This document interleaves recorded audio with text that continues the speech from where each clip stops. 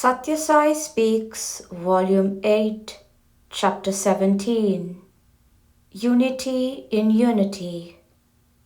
The basic teachings of Indian sages about spiritual value have been neglected so disastrously that selfish greed and cruel competition have robbed all happiness and peace from the heart of this land. Life has been rendered artificial and anemic, riddled with anxiety and fear. At this juncture, you in Bombay have built in your city this Dharmakshetra, the abode of righteousness. In this age of atom bombs, you have created an altar for Atmic bliss. This is indeed a sign of your faith and devotion. Faith in the ideals of this land and devotion to the highest traditions nourished by the sages. Seeds of the search for bliss are dormant in the hearts of men. Some nurture them, some tend them until they blossom. Many have not recognized their existence. They cultivate thorns and thistles, trees yielding bitterness and ugly hate. Man is not merely a creature thrown up by nature in the process of an evolutionary gamble. He has a special meaning, a special mission, a unique role. He is divinity encased in the human frame. Lord Krishna affirms in the Gita, chapter 15, verse 7, Mamaivansho jiva loke Jiva Bhutas Sanatanaha. A portion of mine in the world of life is transformed into the individual.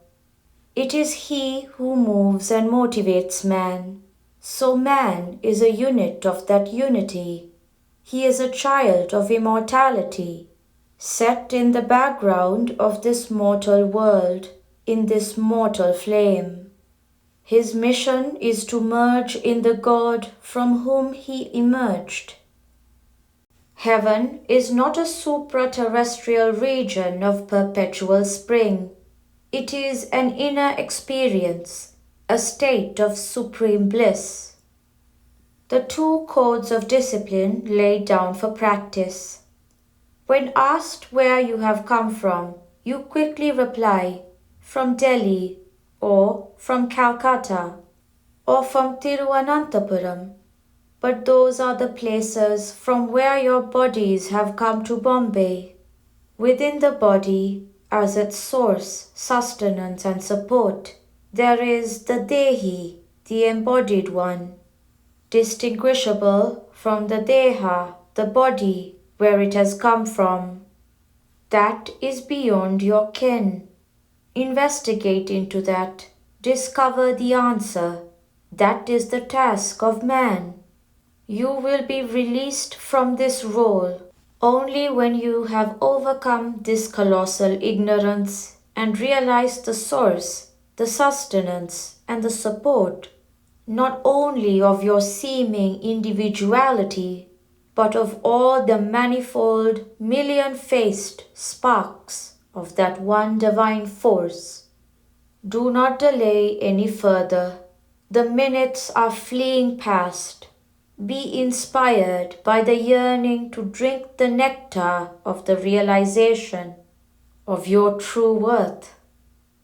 Knowledge is said to be acquired when you pursue the analytical method and divide things, feelings, experiences into categories, pleasant and unpleasant, harmful and beneficial, lasting and temporary.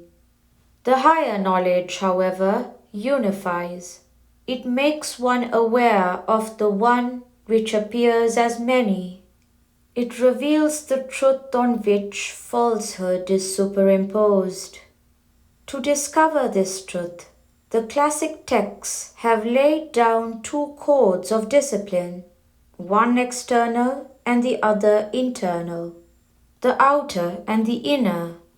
The outer is nishkama karma, desireless activity, activity that is engaged in as dedication and worship, or activity that is carried out from a sense of duty, regardless of the benefit that may accrue, with no attachment to the fruits thereof. The inner is dhyana, meditation on the splendor of which one is but a spark. Karma activity has to be regulated by dharma, righteousness. Then it will lead one on to Brahman, the basic truth of the universe, including oneself. Let the mind ever dwell on God. Of course, we have many among us who can expound these disciplines and speak about them from platforms very enthusiastically. They swell with pride that the sages of this land have explored and explained the path to peace and joy. But exposition without experience is bound to be unconvincing. Words that come from the depth of experience have a ring of sincerity which convinces. The experience of the truth alone can foster love. For truth is so all-embracing and integrating that it sees no distinction. Truth is the current and love is the bulb. It has to illumine. Through truth you can experience love. Through love you can visualize truth. Love God and you see God in every creature. Or you can start with the individual and widen the circle of love till it envelops all creation. Let the mind dwell ever on God. Let it see all as God. That is what is described as one-pointedness. If it is so fixed, it will give up its tendency to search for faults and foibles in others. It will not run after the foul and the frivolous. It will not accumulate the trivial and the transient. The body is as the container of the torch. The senses are the bulb, and the mind is the cell, but have intelligence as the switch. Then it will not be turned towards the undesirable. It will only be used to help man's progress towards the divine destiny. The campus on which the building Satyadeep, Lamp of Truth, has been inaugurated today is named Dharmakshetra. It is a very appropriate name for a place from which the message of Satya, Dharma, Shanti and Prema, truth, righteousness, peace and love, will reach the lands parched with thirst for these pure, pellucid waters. Victory is always for righteousness, not for greed. The word Dharmakshetra is the first word in the Gita.